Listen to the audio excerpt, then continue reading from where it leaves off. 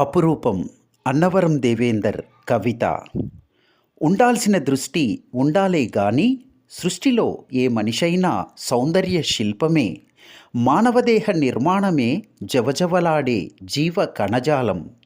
ఎర్రటి బొగ్గుల మీద చకచకా కంకులు కాల్చి ఆకలి తీరుస్తున్న ఆమె నుదురు మీది తడితడి స్వేదం మనోహరమై మెరుస్తున్న ప్రతిబింబం.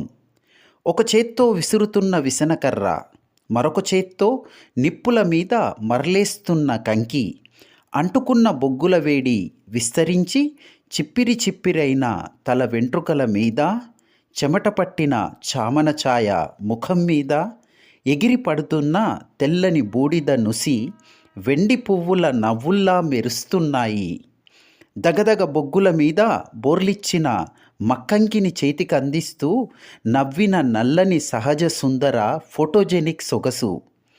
ఆమె పెదవులకు లిప్స్టిక్ పూత లేదు, ఆమె చెక్కిళ్లకు పౌడర్ దట్టించిన దాఖలా లేదు, కనుబొమ్మల కత్తిరింపులు కనబడలేదు.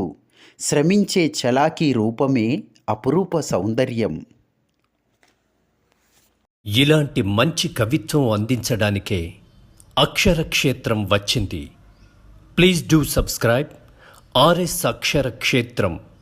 మన కవిత్వం మన ఛానల్.